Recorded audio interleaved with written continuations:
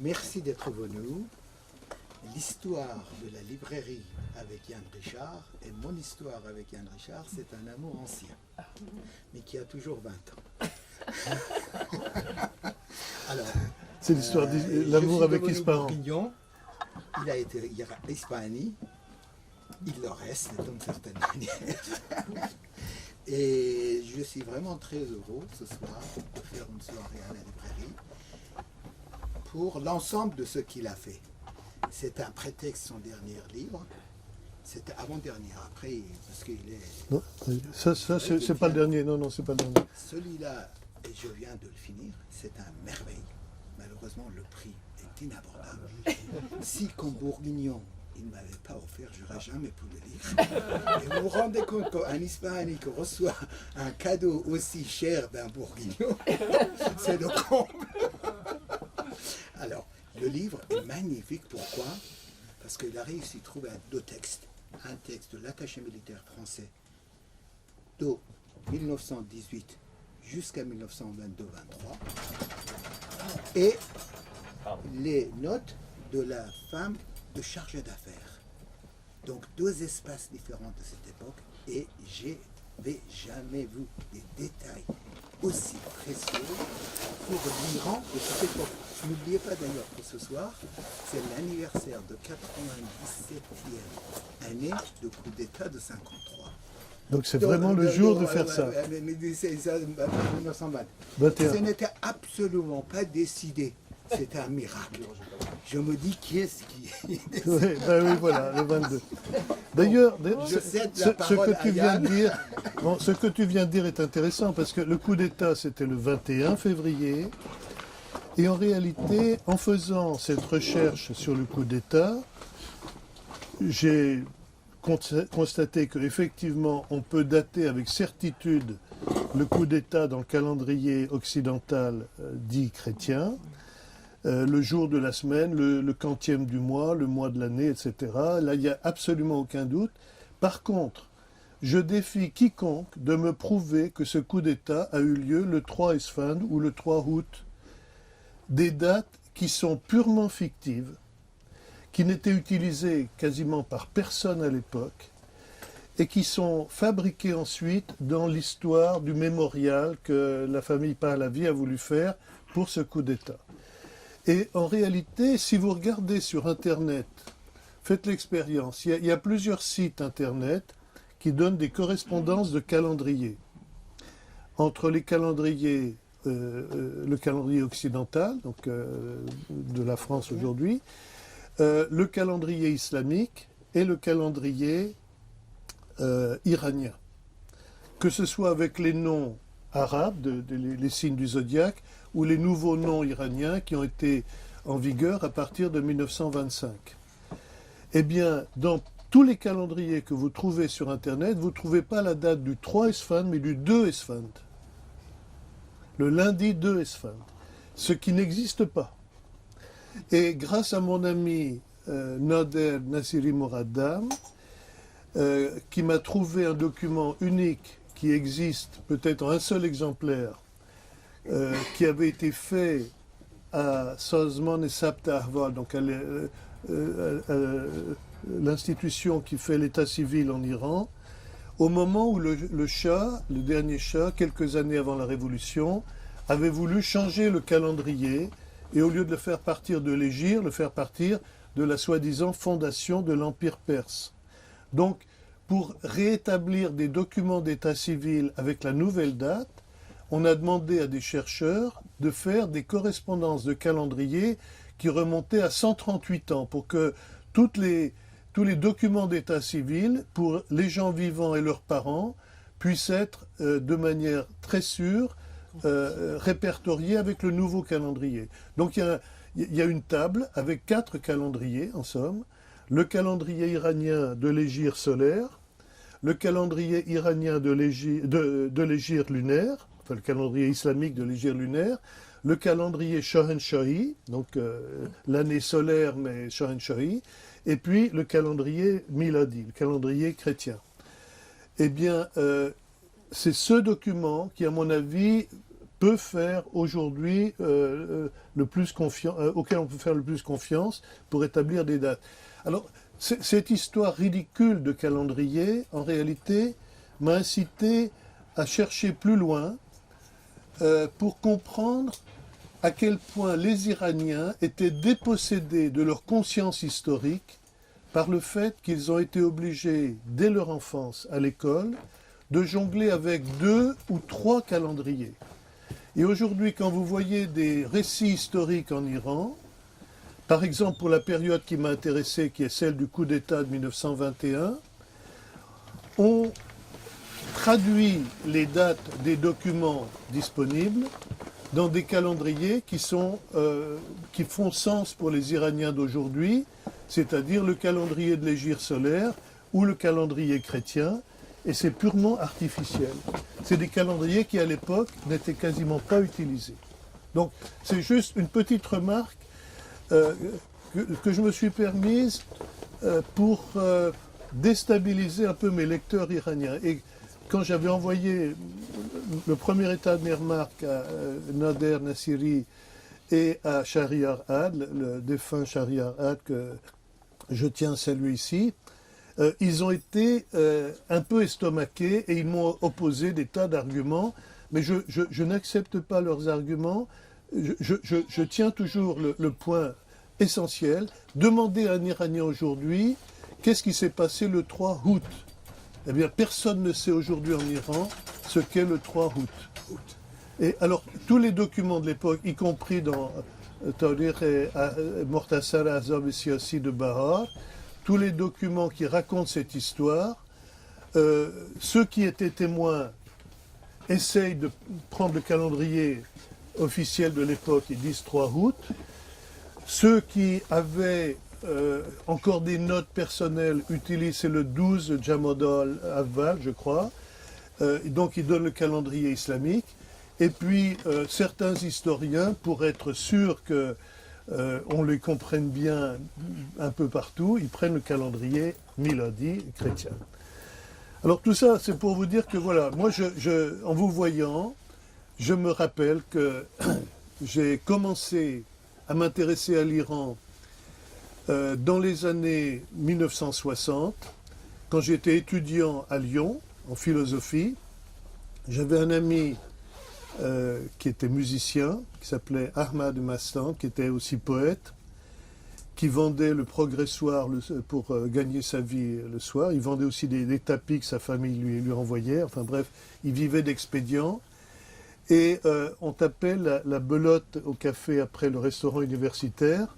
Et j'ai appris donc à compter les chiffres persans. J'ai appris la première fois quand il compte, parce que lui, il comptait qu'en persan. Il pouvait compter qu'en persan.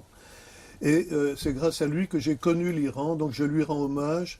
Il m'a fait envie, il m'a donné envie de connaître son pays grâce à beaucoup de remarques qui me paraissaient totalement déplacées à l'époque. Je vais vous citer juste une anecdote.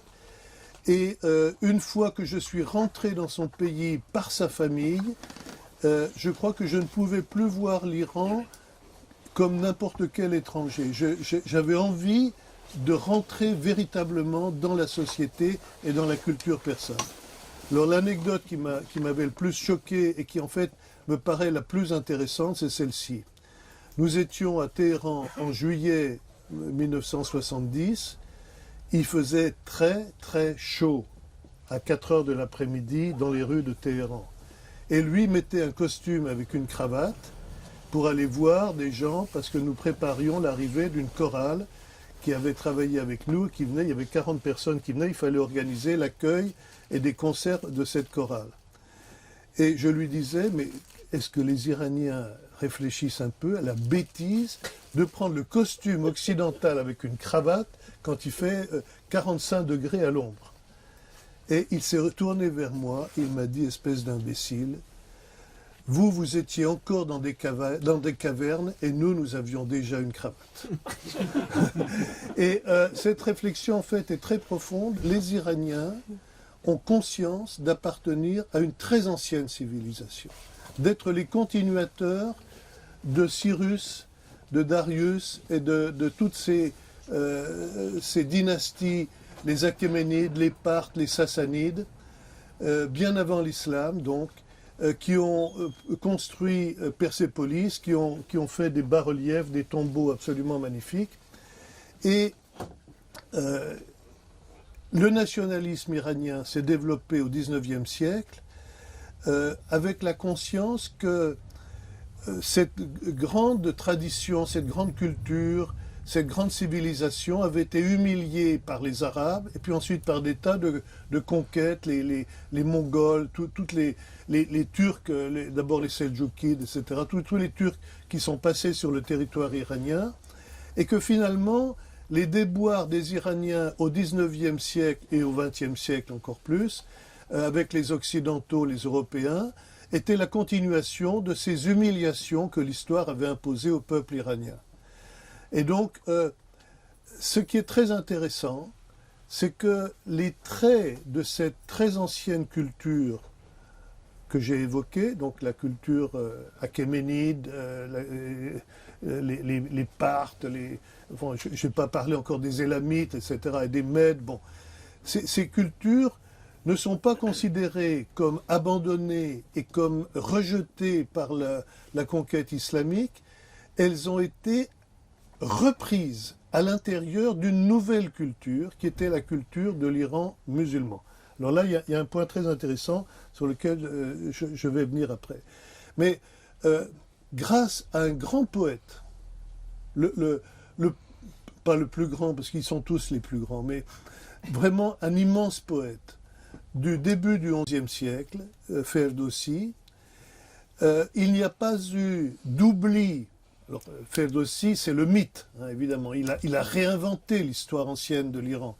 Mais il a permis aux Iraniens de se rendre possesseurs et continuateurs de leur passé pré-islamique. Et ça, c'est magnifique parce que de ce fait, il s'est formé une nouvelle identité, une nouvelle culture, qui est la culture de l'Iran islamisé, qui n'écrivait le persan qu'avec l'alphabet arabe, et avec beaucoup de mots arabes. Bon, Ferdowsi avait très peu de mots arabes, mais à part lui, la plupart des poètes et des écrivains iraniens utilisaient évidemment le vocabulaire arabe. Donc à l'intérieur de ça, les Iraniens ont gardé la fierté et le sentiment de cette continuité, de cette ascendance prestigieuse. Et dans tous les domaines. Par exemple, en philosophie, vous avez Sohravardi qui reprend des grands mythes de l'Iran zoroastrien à l'intérieur d'une philosophie très islamisée et très inspirée par la mystique musulmane. Et tout ça est venu jusqu'à nos jours. Donc nous avons au XXe siècle la réutilisation de ce passé, alors qui a été maintenant instrumentalisé par le nationalisme depuis la fin du XIXe et en particulier par la dynastie Pahlavi, avec cette aberration que j'ai évoquée tout à l'heure, du changement de calendrier. C'est le summum de l'aberration, du déracinement de l'identité iranienne pour faire croire aux Iraniens qu'ils ont plus de dettes envers les Achéménides, envers Cyrus, qu'envers l'hégire du prophète et la tradition islamique, ce qui est complètement fallacieux. Et ici, je vais vous évoquer un petit souvenir. Il y a une vingtaine d'années à peu près, j'ai été invité par une association ici à Paris qui était présidée par Mohandes, comment il s'appelait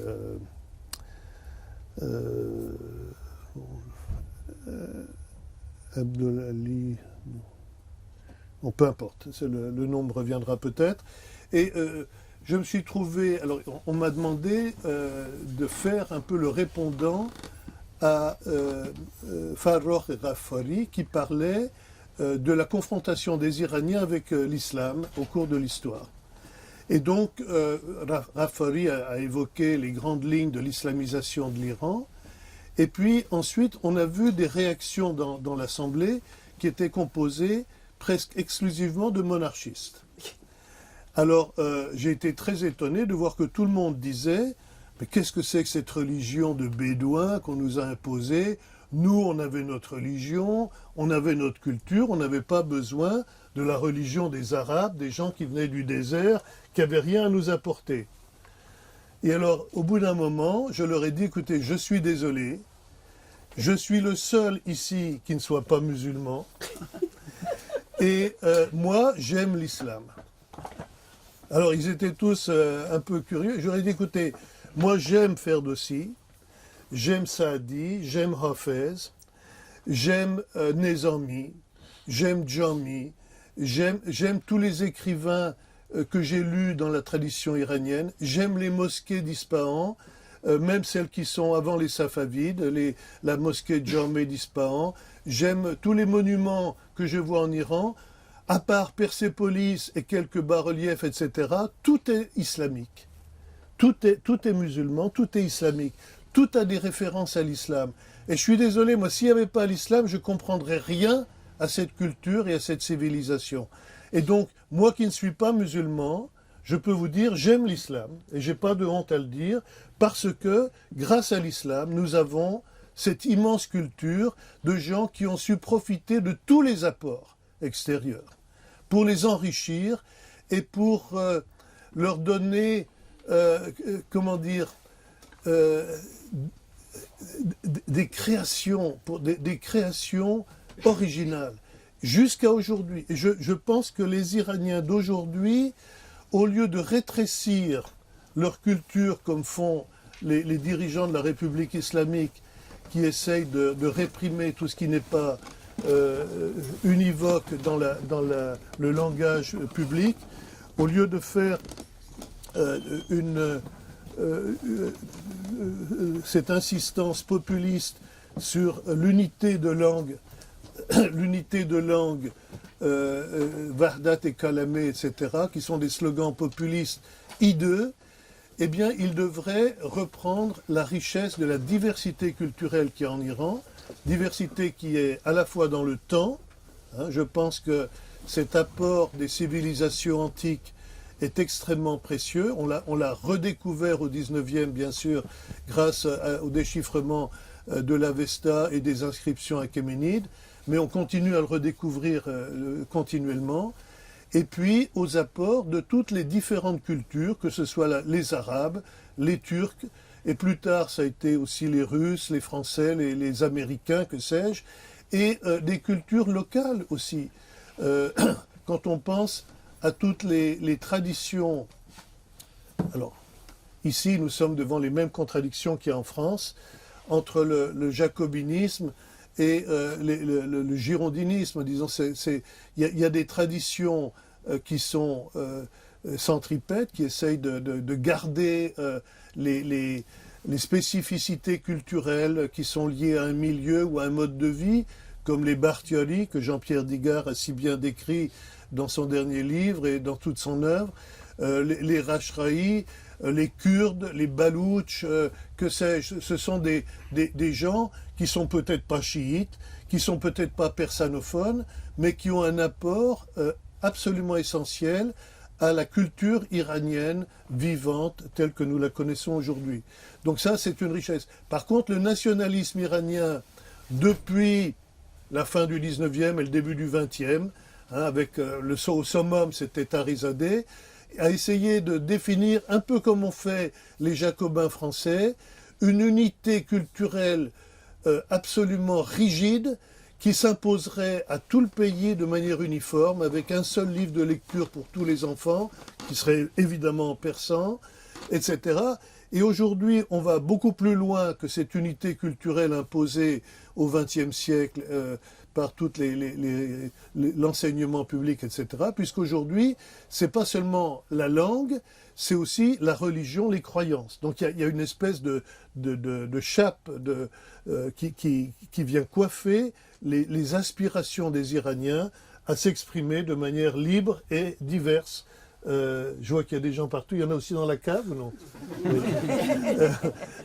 Voilà. Donc et ce qui me passionne en Iran, ce que j'ai essayé dans ces quelques livres de montrer, c'est une petite contribution à la culture persane, c'est que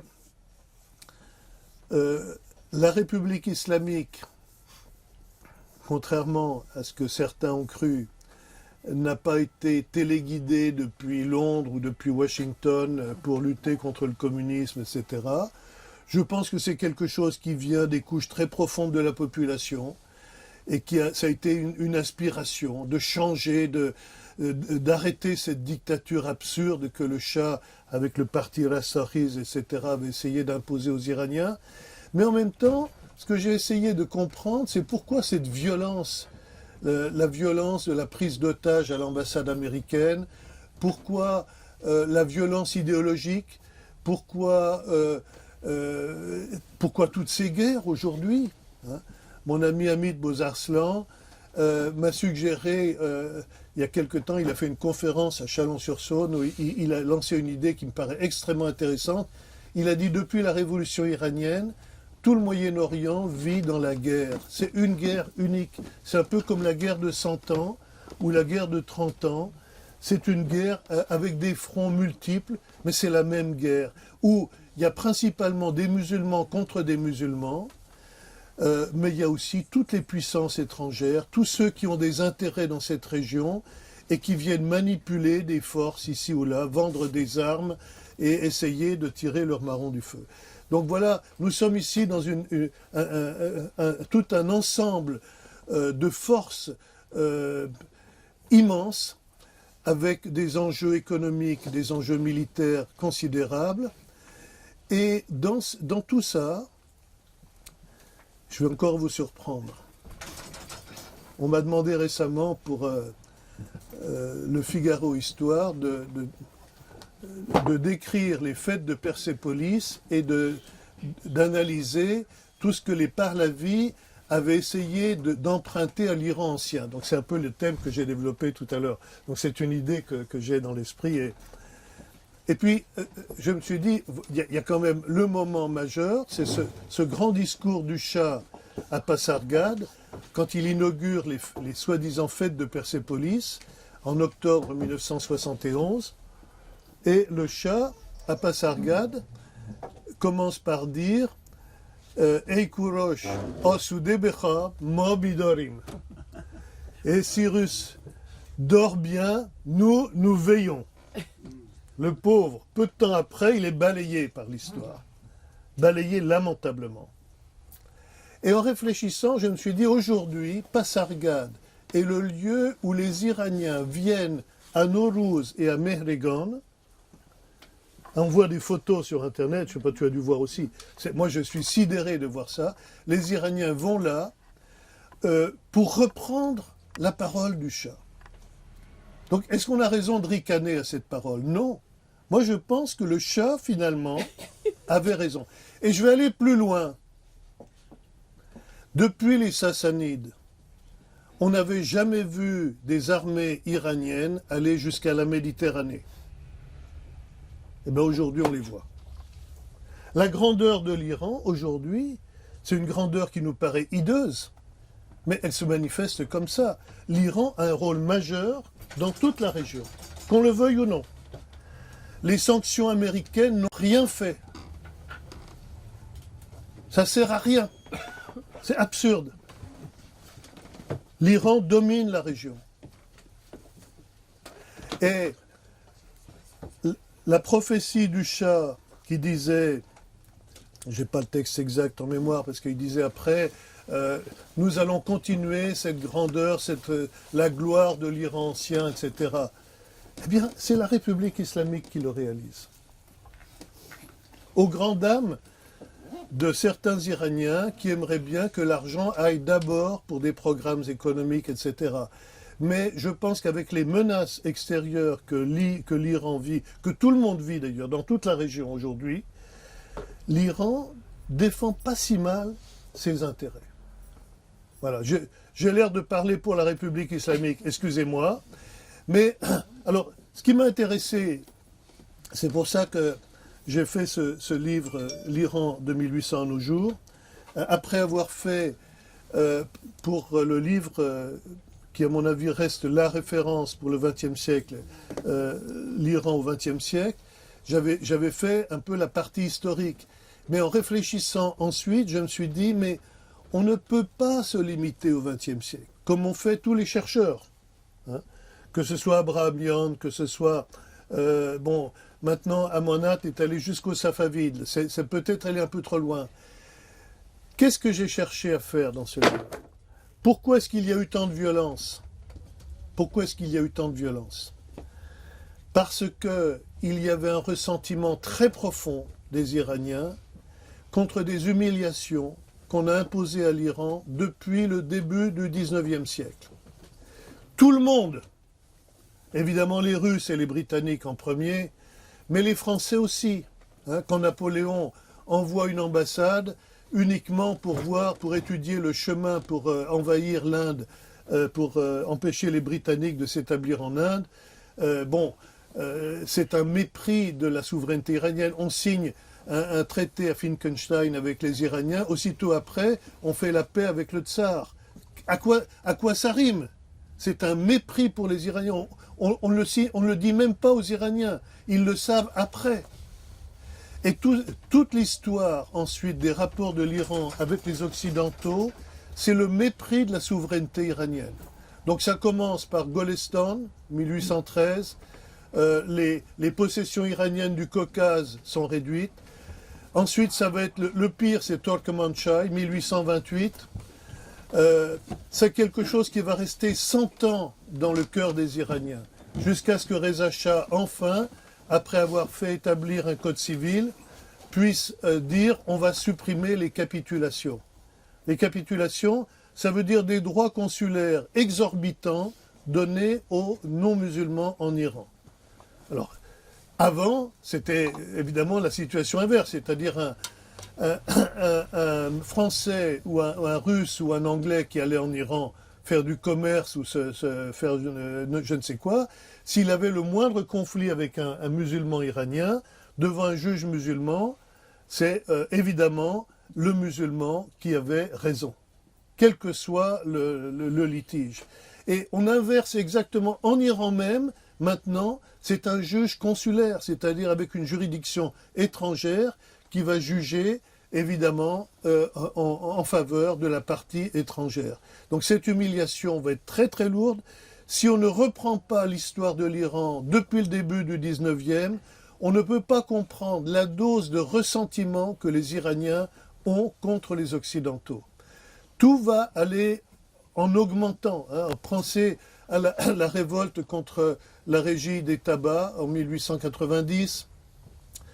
Pensez à tous les heurts qu'il y a eu, pas seulement à Téhéran, aussi en province, après la révolution russe de 1905, et la montée des prix, donc tout ce qui venait de Russie, qui devenait très cher, le sucre, toutes les denrées industrielles qui venaient de Russie. Et donc, les Iraniens ont subi le contre-coup de ça. Et peu de temps après la révolution constitutionnelle, en 1907, par l'instigation de la France, qui a poussé ses alliés à faire un accord de non-ingérence en Iran, l'Iran est divisé en 3 zones dans une négociation à Saint-Pétersbourg.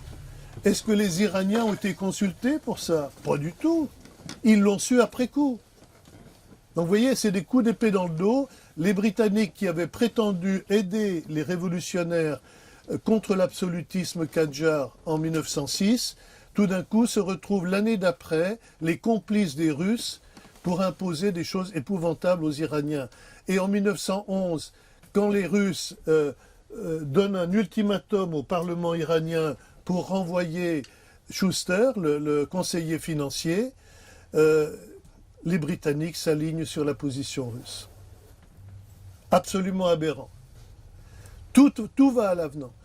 La Première Guerre mondiale est une catastrophe pour les Iraniens. Les armées russes, ottomanes, les corps expéditionnaires allemands, les SPR, South Special Rifles, les Britanniques au sud, et même les Français avec l'ambulance d'Urmia, tous envoient des forces et des armes en Iran au mépris de la souveraineté et de la neutralité de l'Iran.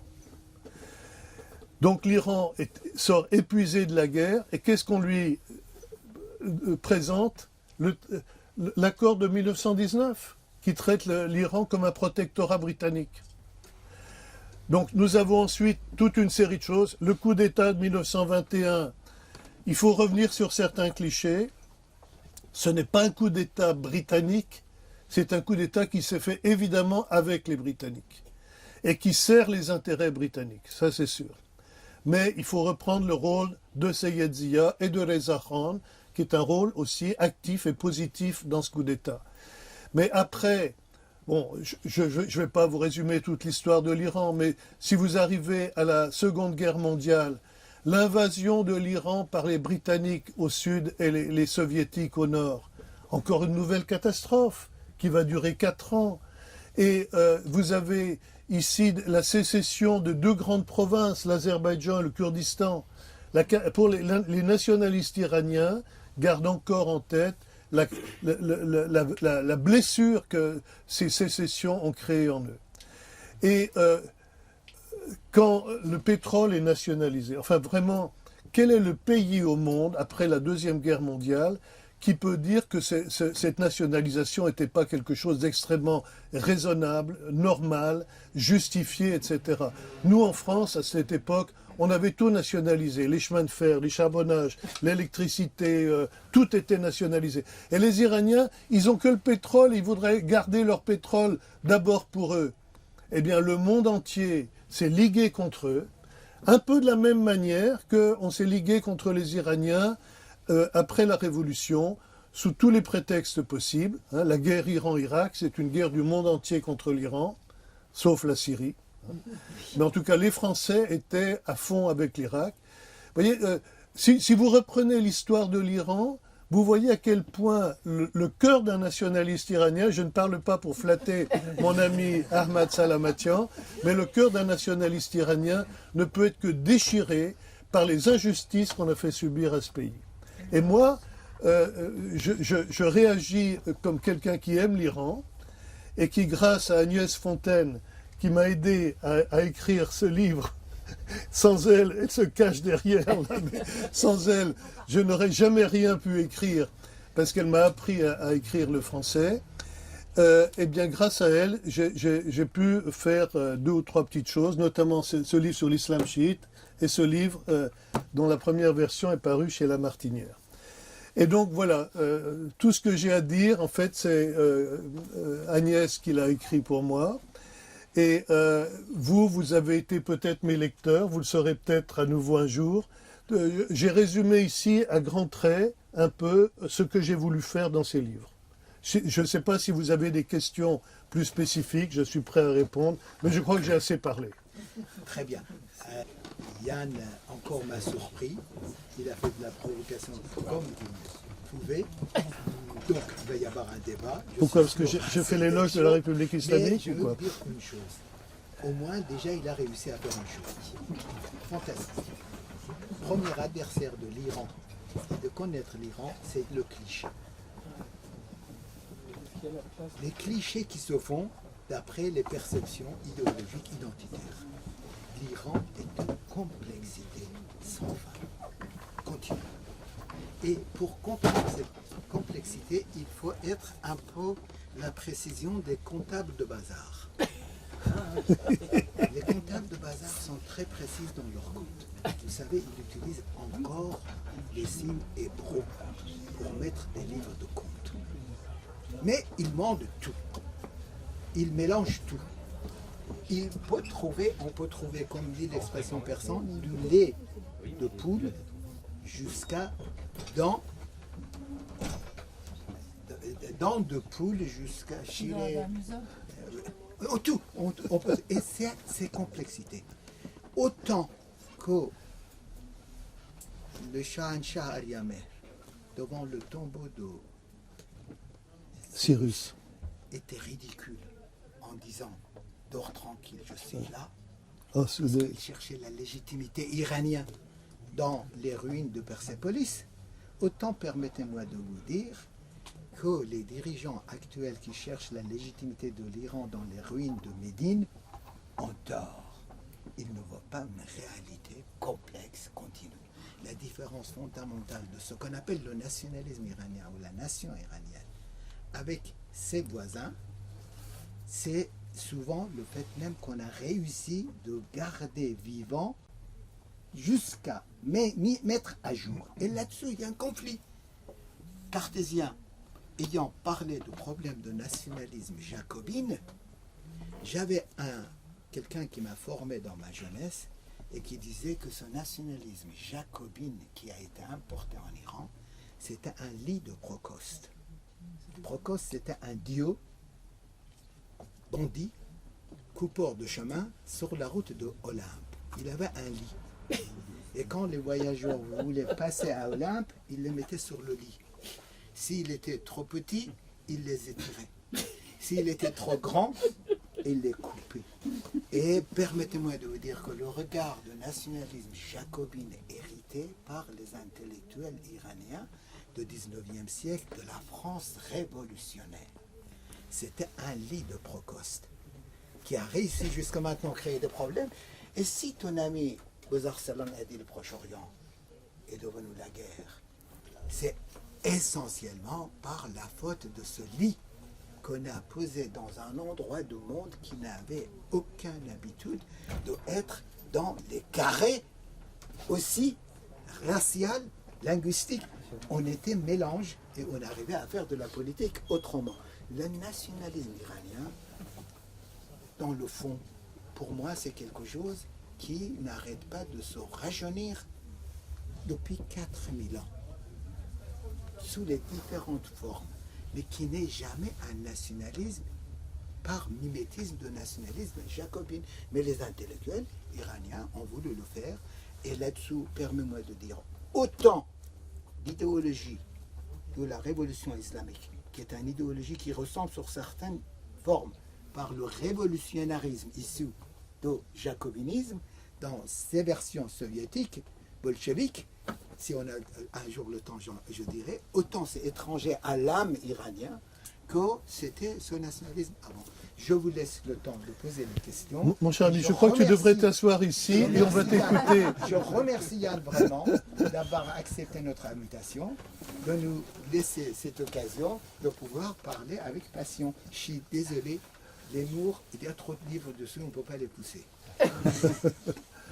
Justement sur ce ressentiment qui n'est pas d'ailleurs dans la population, mais admettons que qu'il soit fondé chez les dirigeants sur les histoires du 19e siècle, du 20e siècle. Mais si on se souvient comment les Français ont traité les Italiens tout au cours de l'histoire, de la Renaissance jusqu'à Napoléon. Si on se souvient comment Napoléon s'est comporté en Espagne, siège de Saragosse ou de Cadiz, il va dire absolument abominable. Il n'y a pas de ressentiment italien contre les Français, il n'y a aucun ressentiment espagnol contre les Français. Donc c'est pour ça que je voudrais un peu plus de... ça m'interloque un petit peu ce que tu dis. Alors, Une phrase. Oui.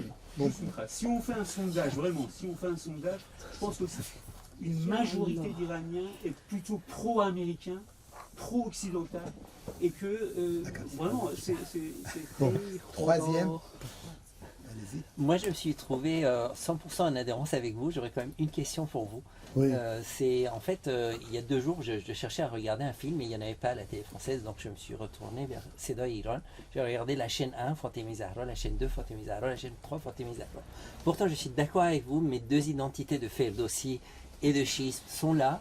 Et puis j'avais fait un voyage à Téhéran où un conducteur de taxi qui avait juste le bac m'expliquait que bon, il y avait peut-être 5% qui voulaient défendre Fatemi Zahra, mais les 95% du reste étaient d'accord que s'il n'y avait pas les gardiens de la révolution, Daesh venait en Iran.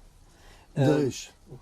Enfin, Oui. c'était son point de vue. Hein. Je Oui. ne parle absolument pas que c'est Bon. le point de vue de l'ensemble des Iraniens. Mais en fait, il y a quand même aujourd'hui un ressenti dans une couche intellectuelle qui est en même temps d'accord sur un certain nationalisme jacobin peut-être, mais qui se demande aussi si, bon, s'il s'y retrouve en fait quelque part. Un peu sur ce que tu viens de dire sur le ressentiment. Moi,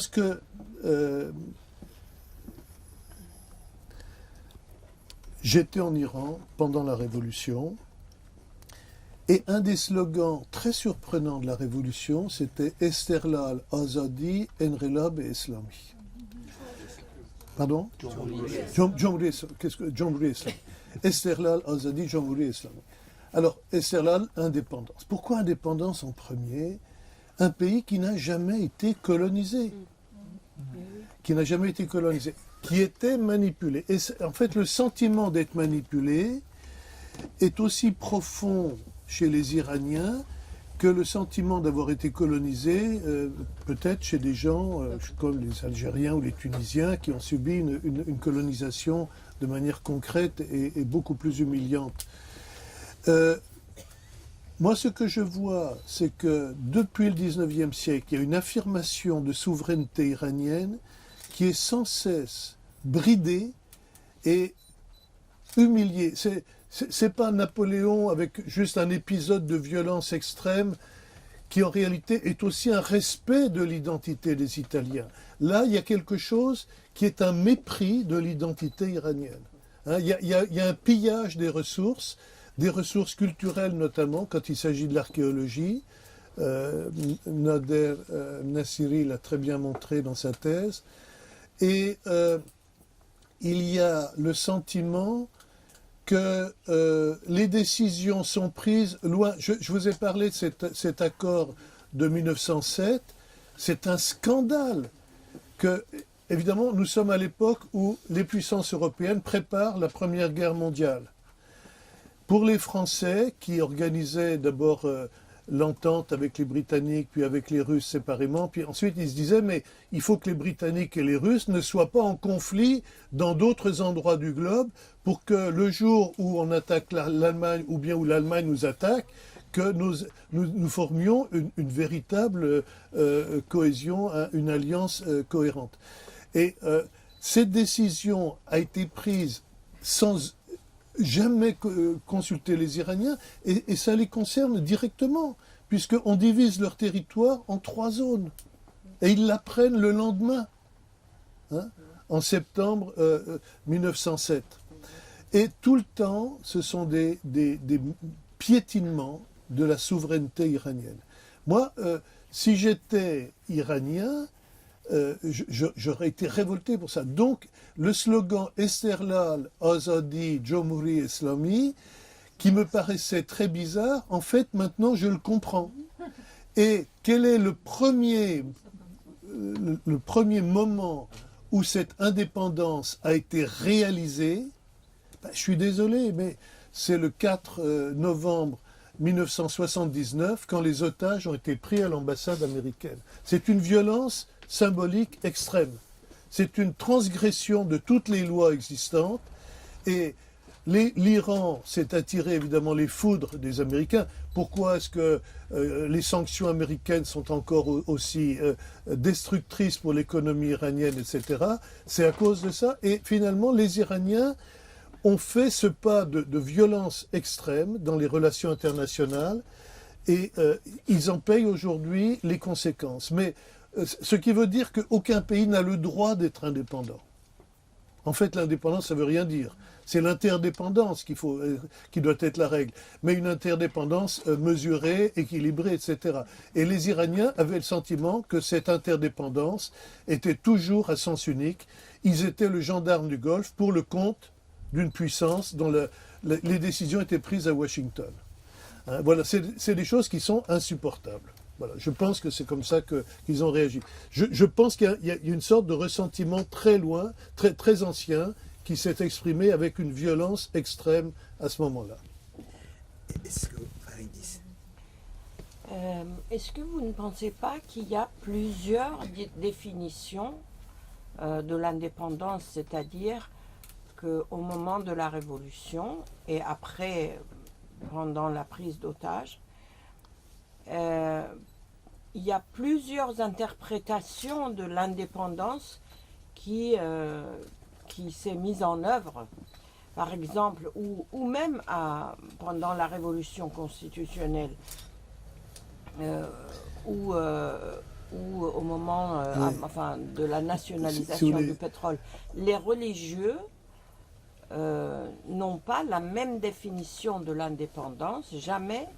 Ni au moment de la Révolution constitutionnelle, ni pendant la nationalisation et après, à la veille de la Révolution, que par exemple les communistes ou par exemple les pro-soviétiques au moment de la prise d'otage, n'avaient pas la même interprétation que l'homme de la rue ou les religieux. Oui.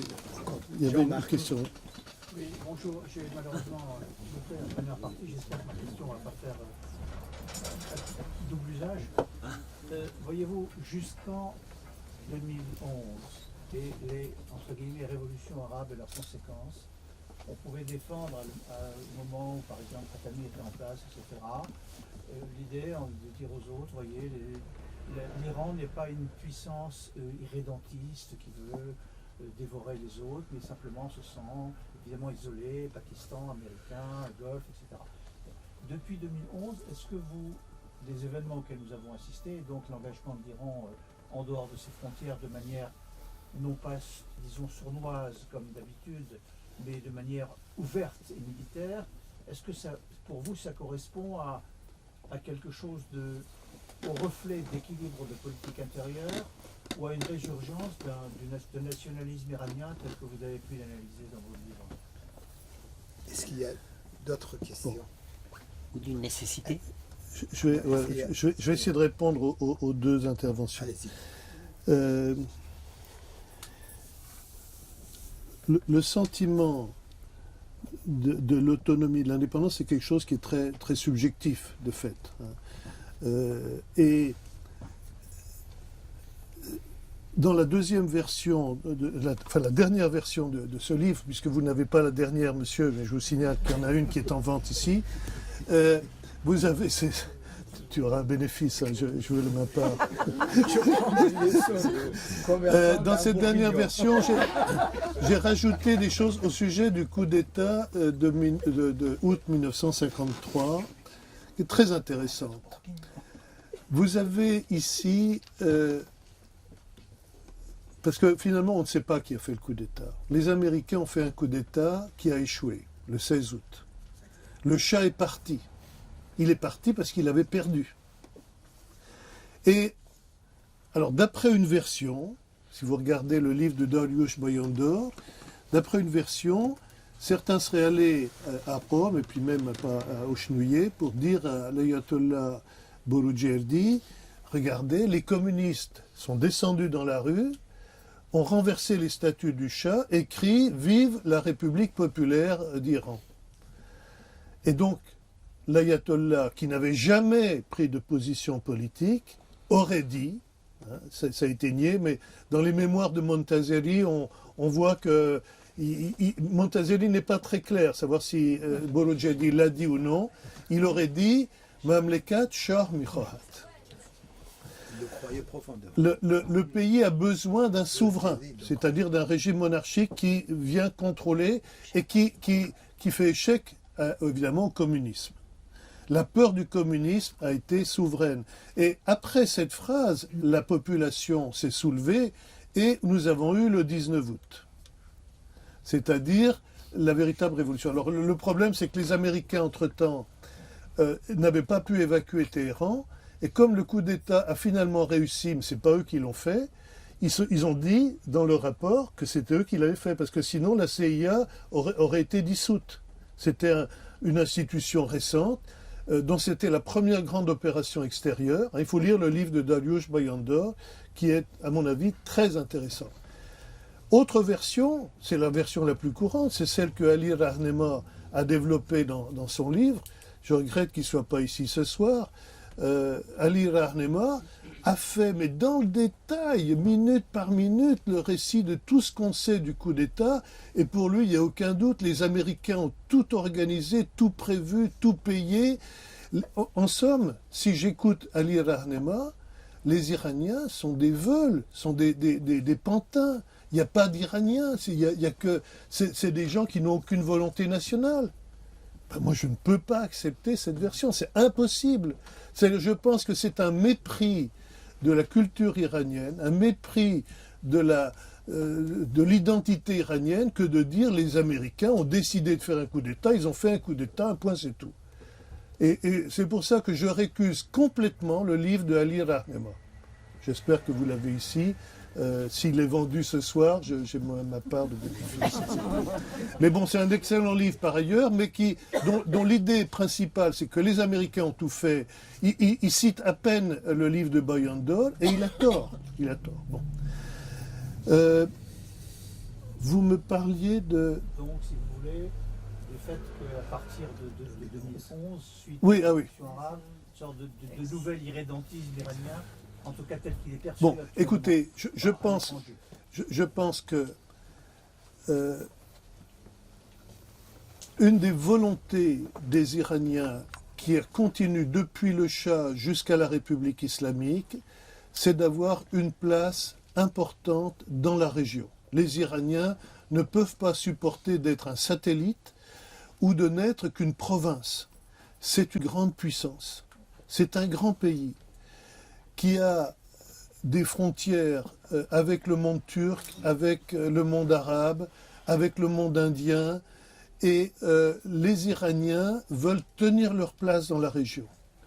C'est vrai qu'ils ne sont ni arabes, ni turcs, ni chiites, ni sunnites, et de ce fait, ils ont été stigmatisés par tout le monde. Regardez la propagande hideuse de Saddam Hussein contre l'Iran, qui disait ils sont même pas musulmans, etc. Bon, les Iraniens ont voulu relever le gant. Ils ont fait une surenchère sur la Palestine, justement pour montrer qu'ils étaient solidaires des musulmans pour les grandes causes.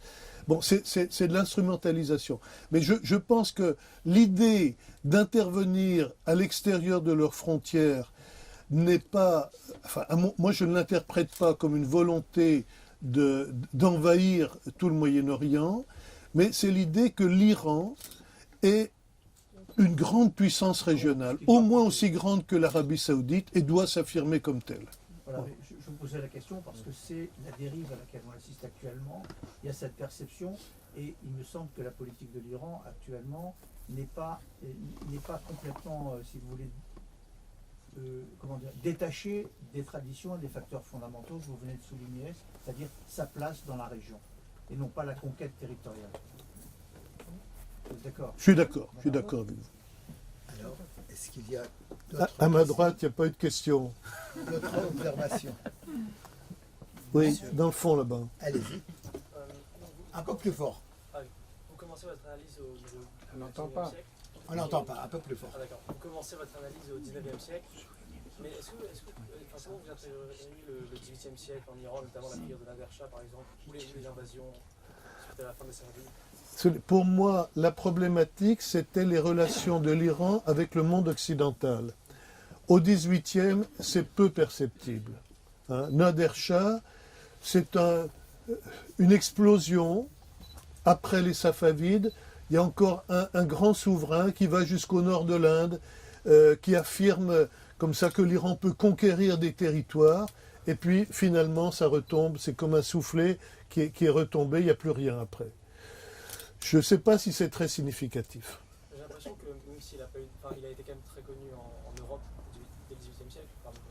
Disons, c'était impressionnant de voir qu'il y avait un souverain local qui faisait encore des conquêtes et qui voulait faire un grand empire en dehors des frontières dites naturelles de son pays. Je pense que c'est ça. Mais les grandes questions, c'est quand l'Iran est intervenu dans des enjeux mondiaux, l'empire colonial britannique en Inde, Bonaparte qui essaye de contester la suprématie britannique dans cette région, et les Russes avec cette mythique poussée vers les mers chaudes. En tout cas, il y a une poussée des Russes vers le Caucase et vers l'Iran, c'est sûr, au 19e. Et puis les Britanniques qui vont se mettre un peu partout, en Irak, dans le Golfe Persique, en Inde évidemment, et puis en Iran même, et qui vont se trouver finalement un peu partout, les rivaux directs des Russes. Voilà. Vous répondez un peu à la question aussi, c'est-à-dire, mais j'accepte votre interprétation. Je dirais, moi j'irais volontiers dans l'hypothèse, dans la lignée que Hamid Bozarslan avait esquissée, c'est-à-dire que nous sommes dans un conflit unique aux multiples facettes, et il y a pour les Iraniens, alors c'est vrai que l'armée des gardiens de la Révolution se préparent à une grande épreuve qui va être la succession de Khamenei, et leur succès à l'extérieur va certainement les aider à s'affirmer dans toutes les conquêtes de pouvoir qui sont en prévision maintenant. Est-ce qu'il y a une unanimité des autorités iraniennes au sujet de ces interventions extérieures? Ce n'est pas sûr. Ce n'est pas sûr. Parce que certains, peut-être, sont inquiets de voir les conséquences que ça pourrait avoir. D'un autre côté, puis il y a des implications très contradictoires. On dit maintenant que Daesh aurait des connivences avec certains secteurs des autorités en Iran. Donc c'est des choses qui sont absolument impensables, mais qui, hélas, sont attestées par certains témoignages. Bon, je ne sais pas quoi en penser. Moi, je me trouve à l'extérieur. Je ne suis pas retourné en Iran depuis 13 ans. Et j'essaye de ne pas trop m'intéresser aux enjeux de pouvoir actuels dans la République islamique. Ce n'est pas mon problème. J'essaye de voir sur le plan historique comment les forces culturelles que je connais, que j'ai un peu étudiées, s'exercent encore dans ce foutu pays que j'aime bien et qui me casse les pieds quelquefois. Parce que j'y comprends rien. Voilà. Et je crois qu'il faut avoir le courage de dire qu'on n'y comprend rien quelquefois. Vous voyez, dans la révolution iranienne, il y a eu beaucoup de journalistes qui ont fait des livres, en général très médiocres. Je suis désolé pour les amis journalistes qui sont ici, mais je me souviens du livre de Marc Kravets qui s'appelait Iranonauts. C'était ses reportages dans Libération qu'il a repris. Et je crois que c'est un des rares journalistes qui avait le courage de dire quelquefois qu'il ne comprenait pas. Contrairement à mon ami Paul Balta, avec qui j'ai fait, même le jour de la victoire de la Révolution, on a risqué notre vie à deux sur une moto conduite par un fou qui nous promenait vers les casernes, etc. Et Balta a écrit un livre aberrant, à partir des articles qu'il a repris de Tehran Times de l'époque et de choses qui étaient vraiment sans intérêt. Je suis désolé de le dire, j'aimerais qu'il soit là pour qu'il me réponde, mais voilà. En tout cas, je voulais faire le contraste entre Marc Kravets, qui me paraissait quelqu'un d'extrêmement honnête, très intelligent, et qui avait l'humilité de dire à certains moments « je ne comprends pas ». Et je crois qu'il faut avoir... Moi, je vous dis aujourd'hui, je ne comprends pas ce qui se passe en Iran. Est-ce que je peux me permettre de poser une question? Je t'en prie. Qui est en rapport avec la question que pose Jean-Marc Illouz et la réponse que tu as donnée. Est-ce que l'importance du désir de domination iranien actuel, ou la place dominante comme une puissance qui va prendre l'Iran, vient de ce fait qu'Alfred Grosset, d'une manière magnifique, en parlant de l'Iran et en le comparant avec la Chine, il avance. Vous savez, Alfred Grosset est l'auteur de l'Empire de Milieu. Le nom de l'Empire de Milieu donné à la Chine, on lui doit, en partie. C'est les Chinois eux-mêmes qui se le donnent. Oui, mais lui, il l'a bien expliqué. Et en faisant dans son livre qui s'appelle Les Empires des Steppes, l'Empire des Steppes, les chevauchés entre les... Il arrive à l'Iran et il lui donne l'Empire, non pas de milieu des empires. Et en disant milieu des empires, il se pose une question géopolitique qui m'a frappé toujours. Est-ce qu'en se trouvant au carrefour des empires et des chevauchées différentes, ne crée pas une zone particulière qui peut être tentée par création d'une puissance?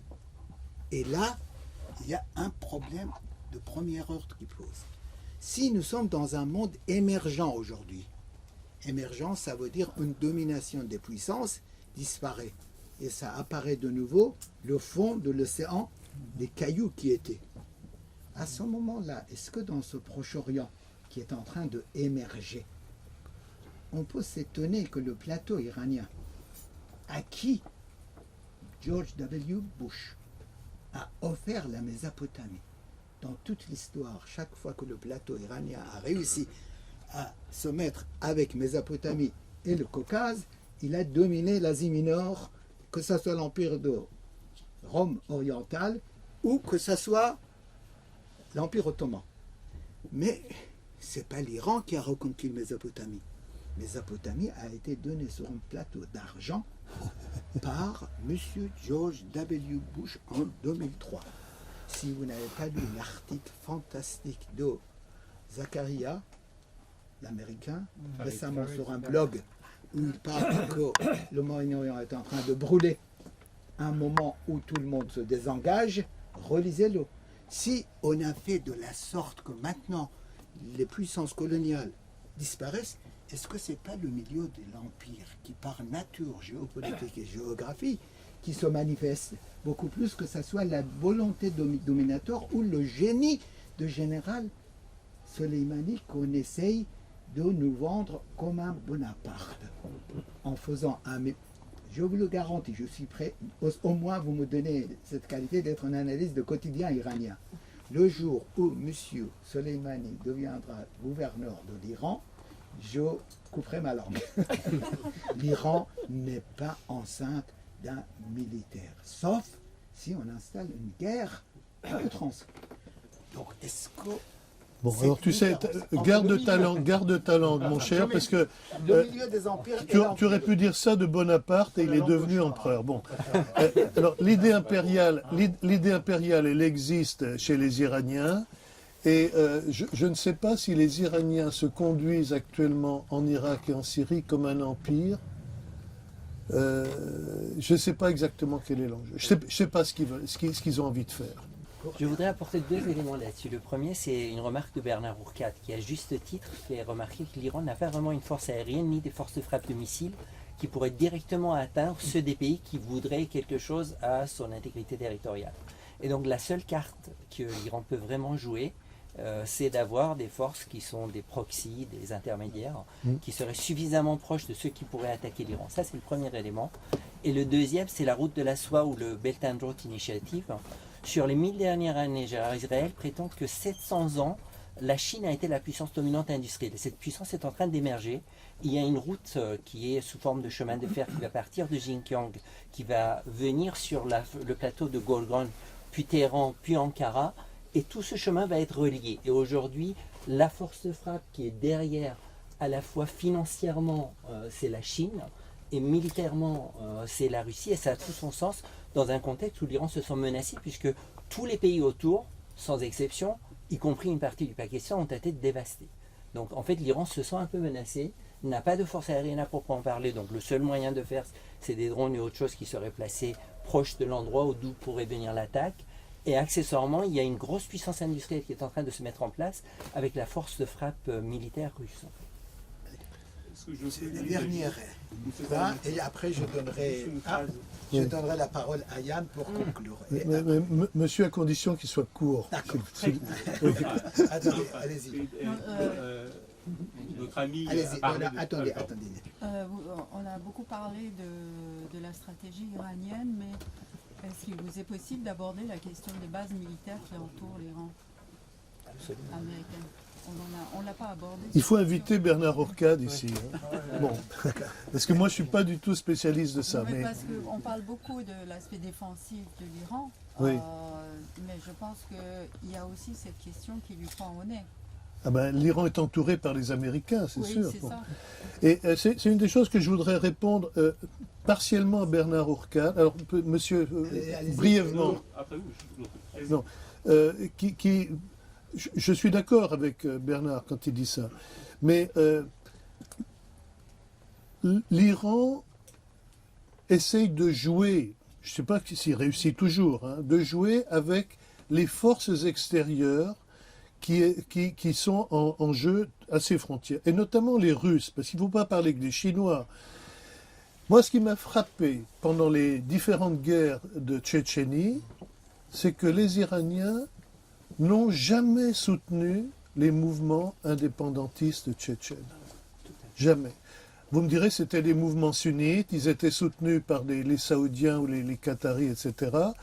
Mais en tout cas, l'Iran n'a jamais soutenu. Il y a une sorte de convergence d'intérêts entre les Russes et les Iraniens. Et les Iraniens utilisent les Russes aussi pour compenser les sanctions des Américains. C'est les Russes qui ont continué la centrale de Boucher.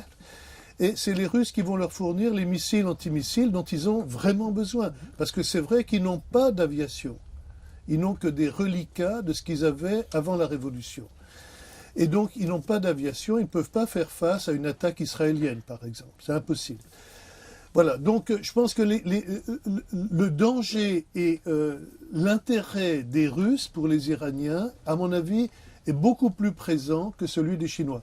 Les Chinois, les Iraniens en parlent tout le temps aujourd'hui parce que, avec les sanctions, ils ne peuvent faire que du troc et ils font du troc avec les Chinois qui leur vendent de la pacotille et qui emportent du pétrole. Bon, les Iraniens ont hâte de sortir de ce jeu. Hein. Non, excusez-moi. Non, En fait, vous n'êtes pas d'accord. D'accord, mais En fait, il y a un contrat qui est basé sur le yuan en pétro-yuan oui, et qui est en fait adossé à de l'or qui est sorti maintenant. c'est Qui pas va du permettre troc. à bon. l'Iran en fait de sortir du dollar parce que gros point faible de l'Iran, c'est que ces transactions sont en dollars. Et c'était déjà un rêve du chat au demeurant. Mais le yuan n'est pas gonflé par le dollar lui-même. En fait, ce qui se passe, c'est que le yuan, il ne va pas passer par la réserve fédérale américaine qui va faire qu'à chaque fois où BNP va prêter Ah oui, $1 oui. à l'Iran, on Ils va n'osent dire non, pas, mais attendez, ils vous osent pas devez s'y 10 milliards. attaquer.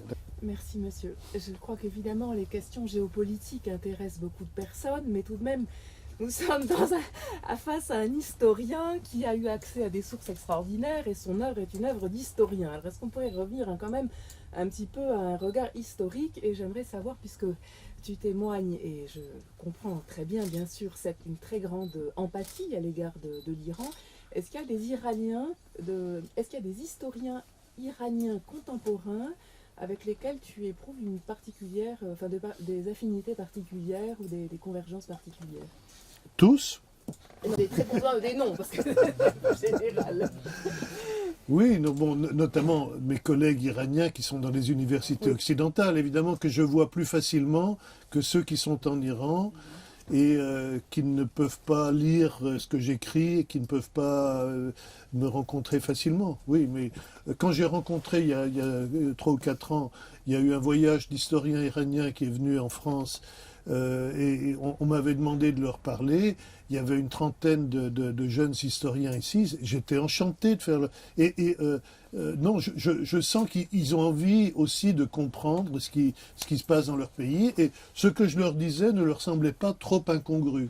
Donc non, je suis en phase. Je pense que je suis en phase avec... je n'étais pas du tout une mise en doute. Hein, oui. D'accord. Bon, oui. Non, mais je te remercie de me rétablir sur ce créneau. Et pour peut-être rassurer tous ceux qui sont là, en fait, je ne suis pas historien.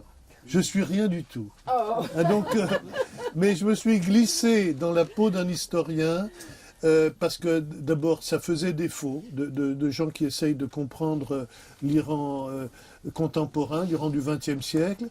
Et bon, j'ai fait ce que j'ai pu, mais je ne suis pas vraiment un historien. J'ai formé des historiens, c'est vrai, par exemple Oliver Bast, mais il était déjà historien avant de venir travailler avec moi, et je suis très heureux qu'il soit aujourd'hui mon successeur à la Sorbonne Nouvelle. Mais je ne suis pas vraiment historien moi-même. Et en fait, mon véritable amour, c'est la littérature persane. Naguyan asar baziche harfi kazu pandi nagirad saheb hush. Vagar sadba be hikmat pishenadan bekhandi آیدش بازیچه در گوش